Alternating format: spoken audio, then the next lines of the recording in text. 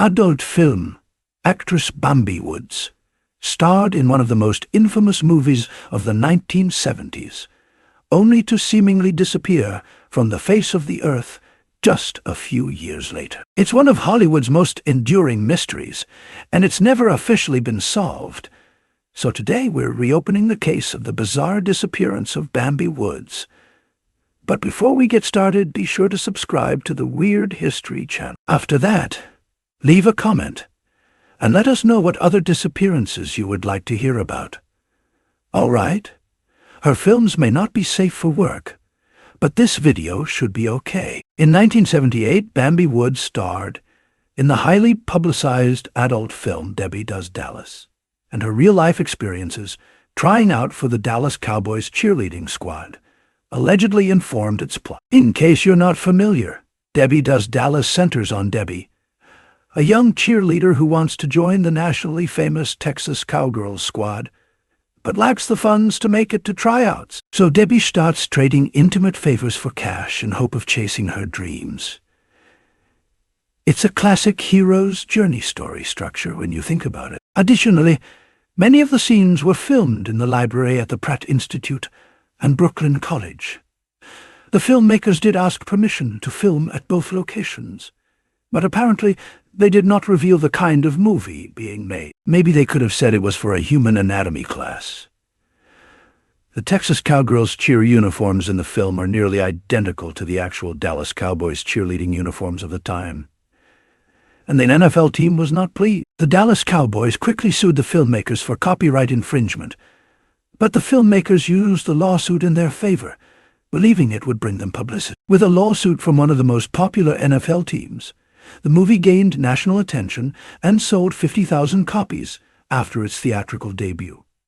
The Debbie Does Dallas films and the title itself became such hits they inspired a ton of spin-offs. Woods went on to reprise her role as Debbie in two sequels, Debbie Does Dallas Part 2 and Debbie Does Dallas 3.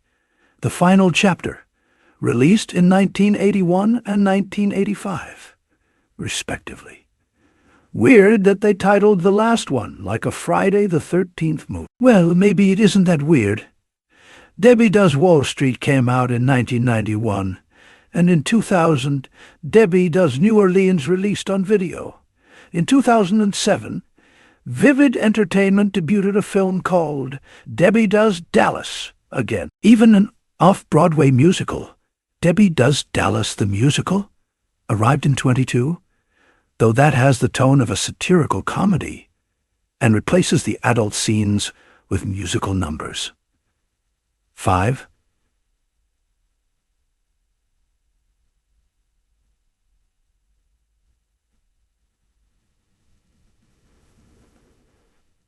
Woods was part of the golden age of porn, an era where adult films were given theatrical releases and a cultural footprint.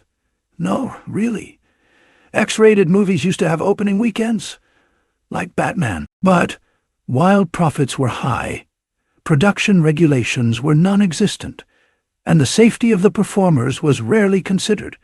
In a 1979 interview after the release of Debbie Does Dallas, Woods revealed how she got started in the business. And although she was initially hesitant, she eventually revealed that she owed money to a friend who worked in the adult entertainment business.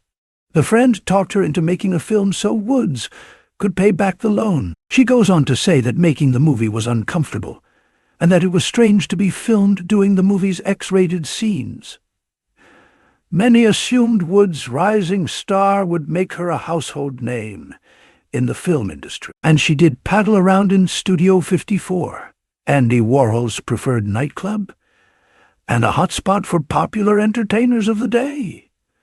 But that turned out to be the limit of her stardom. Woods seemingly vanished after the third installment of Debbie, and has not been seen or heard from since. Many theories about Woods' disappearance delved into the seedy golden age culture. Some believe the actor wasn't ready for all of the attention, while others claim an alleged overdose ended her life. Theories about Bambi Woods' disappearance were fueled by similar rumors about one of her co-stars. Michelle Carpenter, neu her stage name Arcadia Lake, appeared alongside Woods as Tammy in Debbie Does Dallas. Lake starred in over 40 films before retiring in 1984. For a brief period, she was married to Debbie Does Dallas co-star Eric Edwards. When asked how they met, we imagine they just said, "work," and quietly moved on. In 1991, Lake reportedly passed away due to an overdose. But rumors persisted that Lake may have found herself on the wrong side of the mafia, which, for reference, is the side where you wake up with a horse's head in your bed. This latter theory lacks corroboration from any news sources, but the adult industry has long been involved with organized crime. In fact, Debbie Does Dallas has some direct connections to the notorious La Cosa Nostra, which is probably why so many people are convinced they had something to do with Wood's disappearance. Michael Zafirano, a.k.a.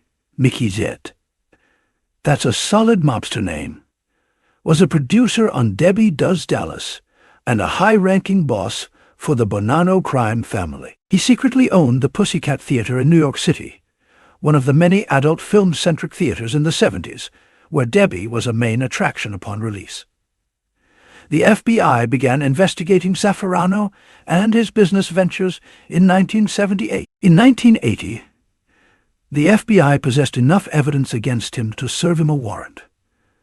But as the agents arrived at his property, Mickey Z suffered a fatal heart attack at the age of 56, presumably on the recommendation of his lawyer. Zafirano's reputation and demise only made Debbie Does Dallas more notorious. Furthermore, his eerily abrupt fate, which occurred right as the feds were about to slap on the handcuffs, didn't do anything to quell the rumors around the vanishing of Bambi Woods or the death of Michelle Carpenter, or Mickey Z himself, for that matter.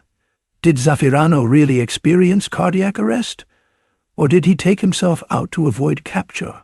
Or did someone else take him out before he had the chance to be questioned? Were there connections to the people responsible for Debbie Does Dallas or to Woods and Carpenter? People have been speculating for decades now, but no definitive answer has been reached. In a 25 article written in the Australian paper The Age, reporter Luke Benedictus alleges Woods succumbed to an overdose in 1986. While the article doesn't provide a source and the claim appears unsubstantiated, it would offer a simple, albeit tragic, answer to why Woods suddenly disappeared. However, the article lacked credible details and was never picked up by other sources, and further investigation revealed it to be pretty thin. The story appears to be Benedictus, either being misled by witnesses or simply inventing a solution to the infamous Hollywood mystery out of whole cloth. In 2007, a person emailed the confusingly titled website, "Yes, but no, but yes," claiming to be Woods.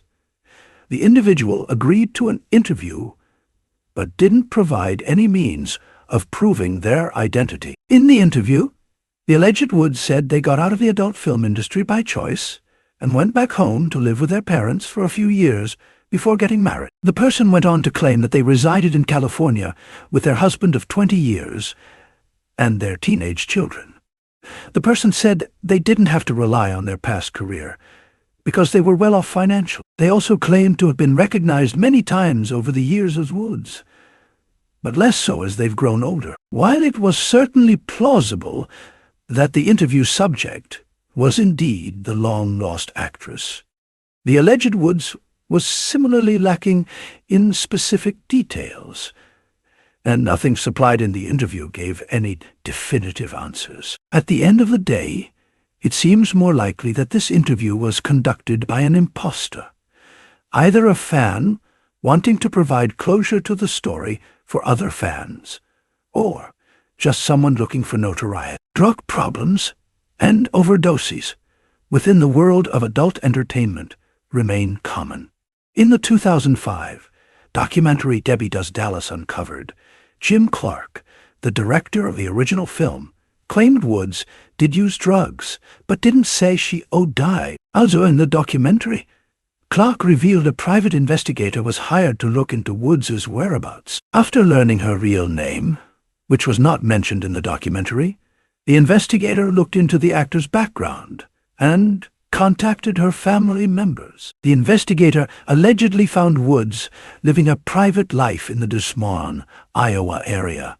Additionally, he claims Woods lacked interest in gaining more publicity from her former career. Of course, it's impossible to verify whether any of the investigator's claims were true, or if they were just conjecture or outright lies whipped up to sell the documentary and give Woods' strange case a happy end. While they've never been solved, most rumors surrounding her initiation into the industry and her disappearance involve the mafia, drugs, and coercion, which is a tragically common tale. From issues of mental health to societal shunning, adult performers are often relegated to a life on the fringes of existence, particularly at the time of Woods's disappearance. Did the star of Debbie Does Dallas succumb to pressure and stigmatization?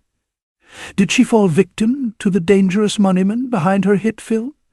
Or did she trade it all in for a simple life out in the country? Considering most adult film stars use pseudonyms and alter egos specifically to make space for a private life outside of the limelight, the idea that Woods may have traded in her spurs for a quiet retirement somewhere isn't that hard to believe. So what do you think?